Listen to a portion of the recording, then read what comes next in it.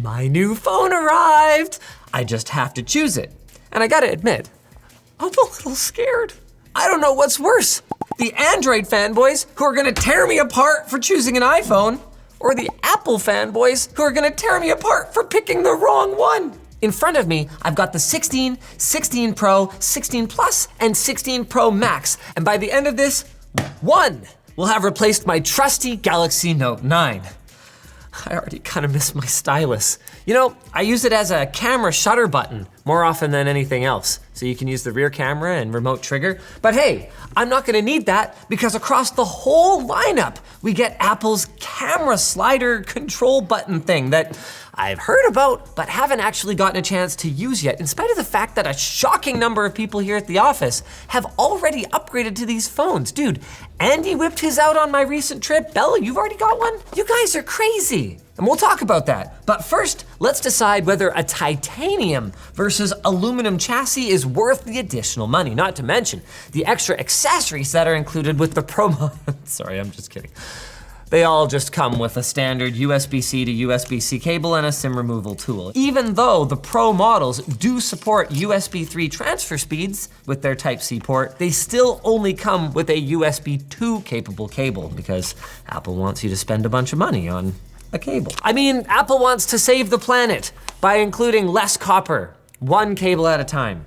Oh wait, I didn't bring my 12 Pro. So you guys don't know this, but I'm actually kind of a closet semi-Apple user already. I have a 12 Pro for when I need to take a picture where the quality matters. So instead of just a 48 megapixel main shooter and 12 megapixel ultra wide, you get a 48 main, 48 ultra wide, and a dedicated 12 megapixel telephoto. Though, it's possible that won't even matter that much to you because the main shooter on the 16 can apparently operate in like a pseudo 12 megapixel telephoto mode with optical quality digital zoom, whatever that means. Anyway, we've gotten off the point a little bit. The camera bump is bigger and thicker, and the whole phone is actually a little bit thicker and more importantly, is a little heavier. It's not a huge deal. If I wasn't holding them side by side, I wouldn't care. But this kind of reinforces my original leanings that I think I want the regular 16. I don't think I'm willing to pay the extra for the phone.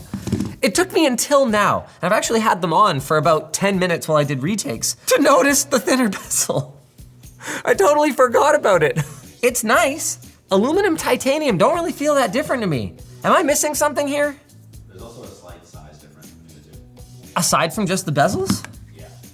Oh, so there is. Very, very small. But you know what? That's probably contributing to the difference in the like weighty feeling of it. Okay, not now, Siri. Oh my God, stop. Oh, the dynamic island. Ha, I get to experience that fresh joy.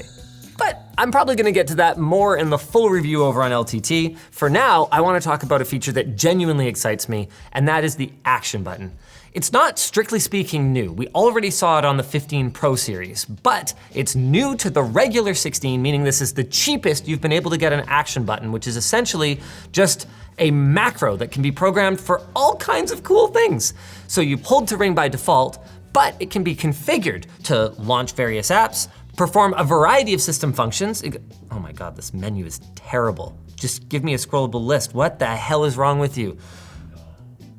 What do you mean no? This is awful. No, it's pretty. I don't care, I can't see what the f all the options are. I have to scroll through the whole goddamn thing. Okay, let's look at what we got here. Focus, camera. Wait, don't I have a dedicated camera button? Okay, well, whatever. I can also use the action button to launch the camera because I'm into it like that. Accessibility options, that's super cool. Hold on a second. Can you set it to like double tap and triple tap and long press?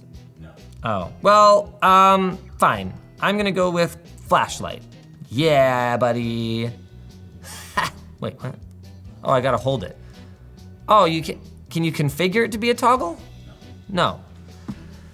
Okay, well, wait, now I gotta hold it again?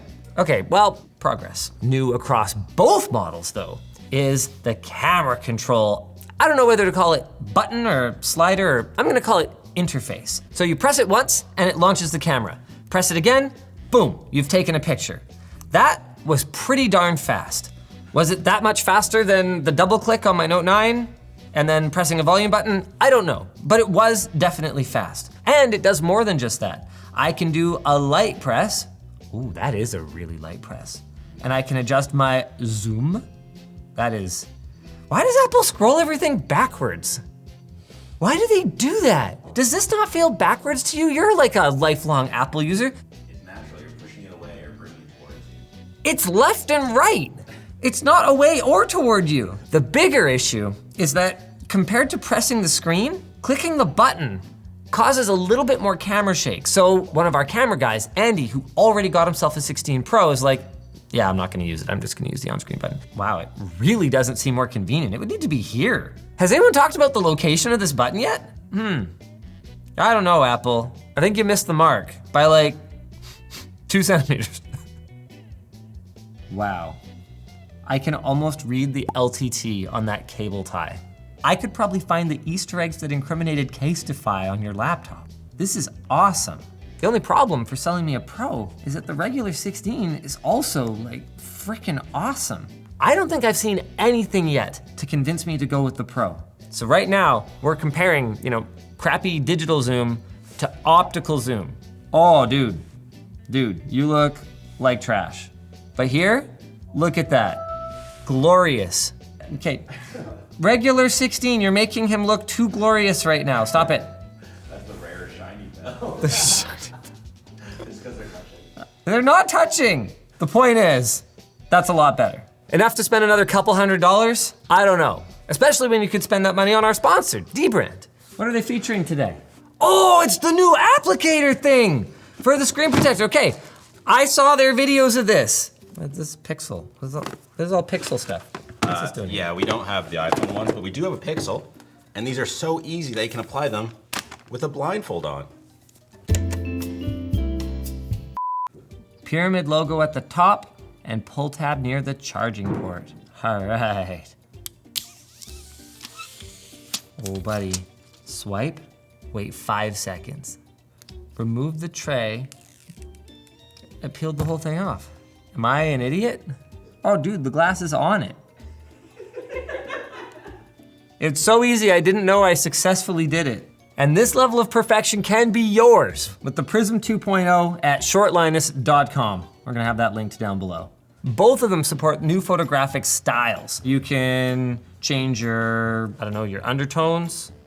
Yeah, I could do that, right?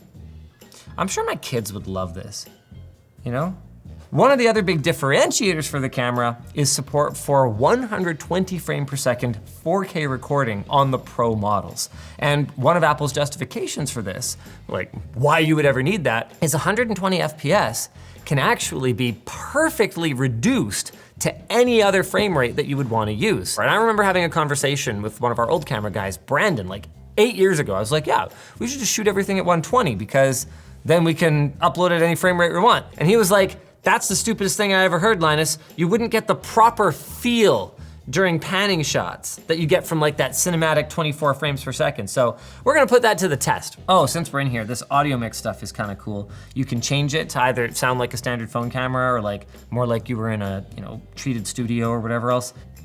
Did I say 100 FPS? Here, let's play it back at 25.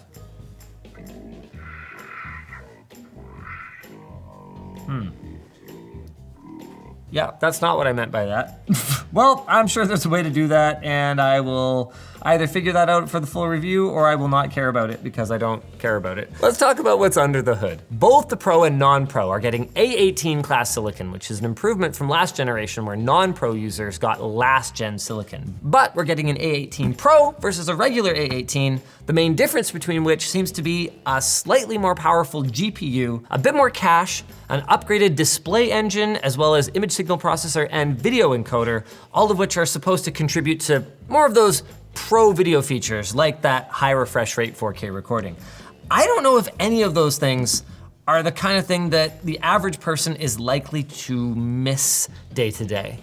Although I will say that the differences are starting to add up. Let's have a look at the screens. Now let's play a game. I'm not gonna tell you which of these phones is which. You're not gonna look that closely at the bezel, okay? You're just gonna try and tell from the screen. Wow, they look good. Do you know which one is which? If you said this is the Pro, congratulations, you're right. But shame on you, you're a cheater. Because to the eye, the difference between these is not discernible. Even Apple's own specs says that they have the same performance when it comes both to peak brightness and even to sustained brightness, and we recorded the same in our lab for both the non-Pro and the Pro models, which I think is a really good thing because it means that content creators can target one display essentially for this entire generation of iPhones, with the only difference being the slight size difference and, of course, the elephant in the room, which is the difference in refresh rate. So once again, the non-Pro does not get a Pro Motion display, meaning that it will only run at 60 Hertz. Have you seen the controversy around the Pro, where they took a high-speed camera and found that it only ever reaches about 80 Hertz instead of the advertised 120? Dude, it's noticeable. Do you see that stutter? Here, come look in person. Yeah, I guess a little bit. Is it just with the 16 Pro? Do you notice the difference between my 15 Pro and the 16 Pro? Do you notice a difference between the 15 Pro and the 16 Pro? A little bit. I'm hoping that's a software thing. The good news is that the other standout feature of the display, having always on display, does work. Yeah, that's pretty cool. And it goes all the way down to 1 nit, which I am a huge fan of because I'm sorry, I use my phone late at night in my bed. I know I'm not supposed to, but at least this is gonna make it, I don't know, less bad. Let's continue the side by side, but this time, let's look at audio.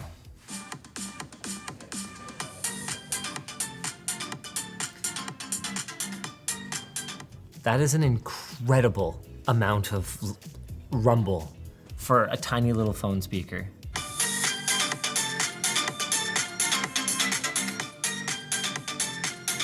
Things fall apart a little bit once you get past about 80%, but that's outstanding. Okay, Pro now.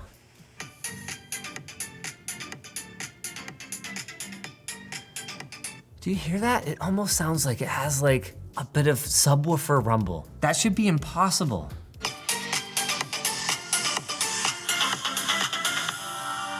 My God, these sound good. Are they vibrating the phone a little bit?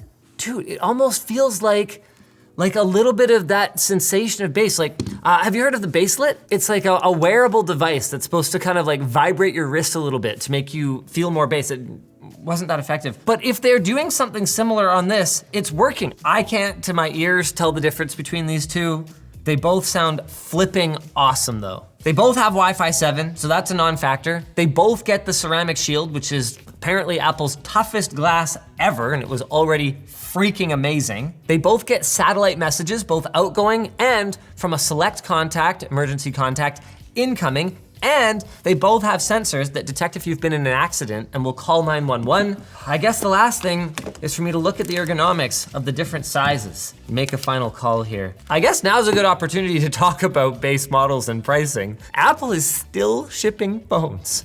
So for the 16 and the 16 Plus, with 128 gigabytes of storage, which is absolutely pathetic in this day and age, and then they are charging an obscene amount to get more. The Pro Max starts at 256, but the regular Pro doesn't. It starts at just 128 gigs of storage as well. So the amount of money that you're paying to get a Pro Max that starts with 256, you're better off buying a lower spec phone and I guess paying an exorbitant amount for more storage.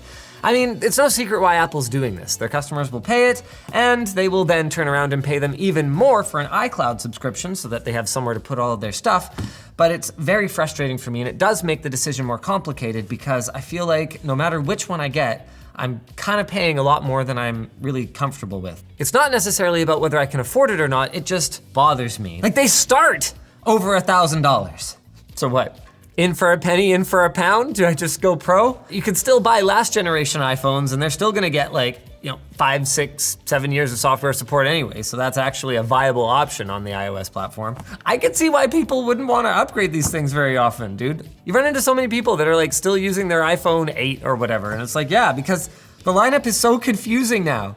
And it's not even that it's confusing, it's that it's so expensive.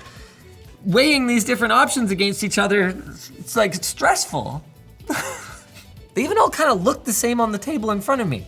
They've all got the same IP68 water resistance. Oh, they all have faster wireless charging, right? MagSafe. This will be my first time in the MagSafe ecosystem. Kind of excited about that. Half an hour for 50% charge, love that. You know what? I think I'm gonna go with my initial gut feeling. 16 Plus, 256 gig, and then anything we left off here, I guess we'll cover in the LTT review. like the video on the real channel. Sorry, Belle. Subscribe to ShortCircuit though.